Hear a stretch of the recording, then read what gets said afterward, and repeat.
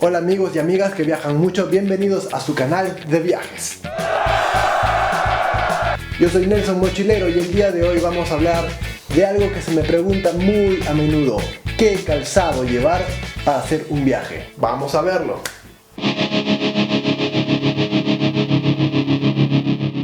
Vamos a ver con detalle qué cosa es lo que utilizo yo, qué cosa he venido utilizando durante el tiempo y qué consideraciones deberían tener ustedes al momento de comprar, adquirir nuevos calzados para hacer sus viajes más llevaderos.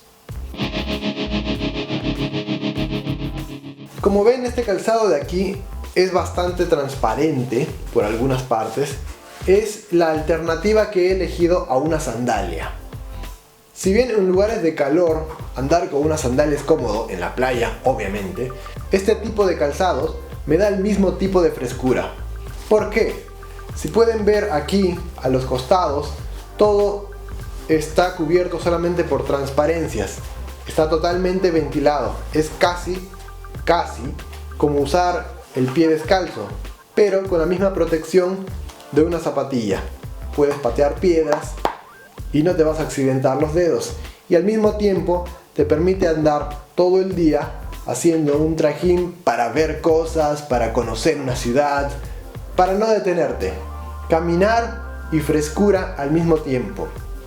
Cada vez que viajo y tengo la oportunidad de encontrarme unas zapatillas parecidas a estas, no me importa mucho la marca, sino el diseño, la construcción. Cada vez que tengo la oportunidad de conseguir unas zapatillas que tengan este tipo de frescura, las compro de inmediato.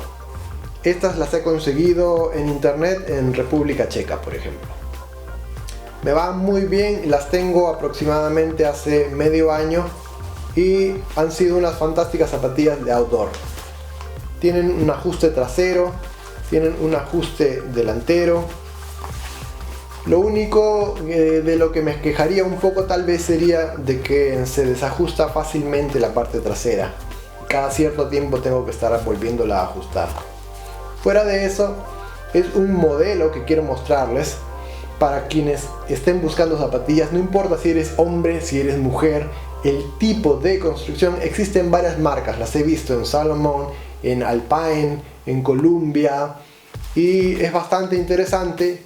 Y si tienen la suerte de encontrar zapatillas que tengan transparencias como estas, bastante respiración, que sirvan al mismo tiempo para outdoor, fantástico, llévense un par. Este otro tipo de calzado sería más estándar, serían zapatillas altas que utilizo para outdoor, para condiciones intermedias, que pueden ser otoño, primavera. Son fantásticas, a pesar de que estas zapatillas tienen alrededor de 2 años y medio de bastante uso, no se nota, son bastante ligeras. Estas son unas Merrell que conseguí en un viaje a Perú. Estas zapatillas sostienen la parte del tobillo, lo que es perfecto para evitar luxaciones, especialmente si uno va a hacer caminatas a montaña, por ejemplo. Otra ventaja que tienen es que son ligeramente impermeables. Ya se me han mojado, así que no son totalmente impermeables, pero sí, vale la pena. Otra cosa que me ha llamado bastante la atención es el poco desgaste que han tenido en todo este tiempo. Como mencioné, las tengo casi 2 años y medio y se ven casi como nuevas. Todavía no tengo la necesidad de cambiarlas. La suela tiene una buena tracción, pero no estoy recomendando cómprense esta marca o cómprense este modelo.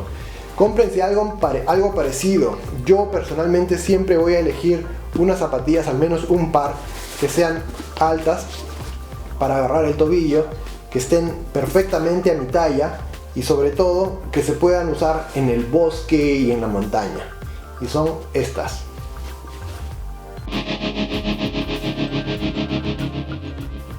Ahora les presento estas, que son las de invierno.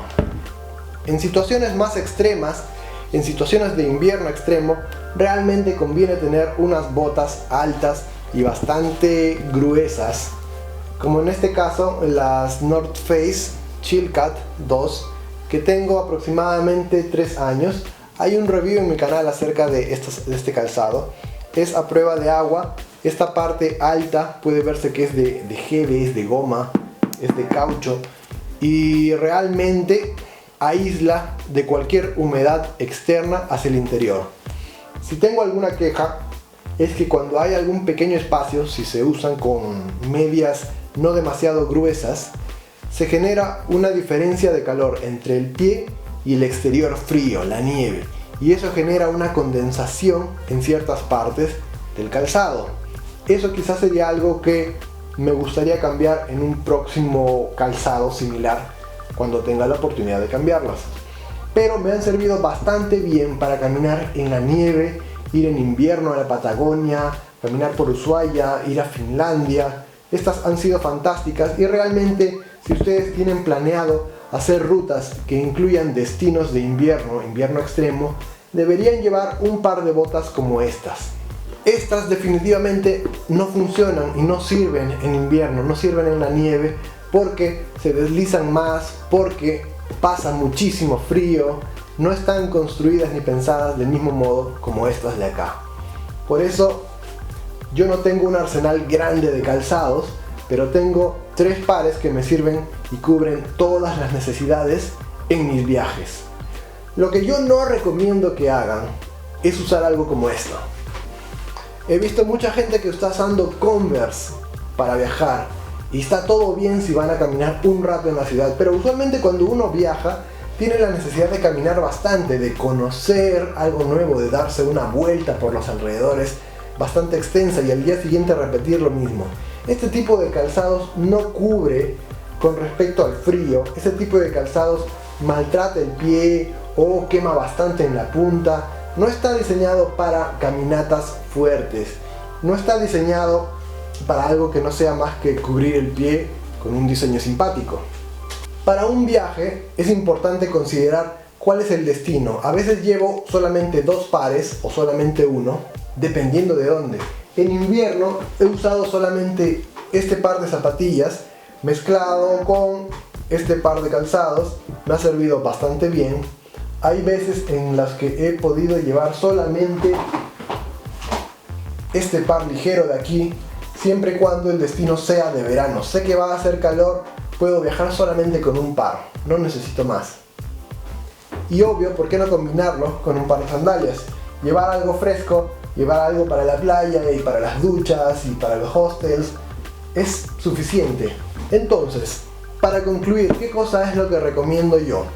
Por lo menos 3 pares de calzados para cubrir todas las necesidades de un viaje por todo el mundo. Uno para invierno extremo, uno para andar bastante fresco, que sea de transparencia, que sea muy respirable y muy ligero, y otro que sea, digamos, el todoterreno, el punto medio. No estoy hablando acá de marcas específicas, sino de diseños en función del clima y en función del terreno. Son 2 cosas a considerar. Hay un montón de tecnologías como Vibram para las suelas, Gore-Tex para la humedad, y bueno, de cada uno depende considerar dentro de los cientos de diseños que existen y de las cientos de alternativas qué cosa le conviene a cada uno. Espero que estos consejos les hayan servido. Déjenme sus preguntas por favor en las cajas de comentarios y gracias a todos los que han seguido insistiendo con respecto a que debería hacer un video acerca de calzados. Aquí lo tienen, espero que les haya sido de utilidad. Nos vemos en un siguiente episodio. ¡Chao!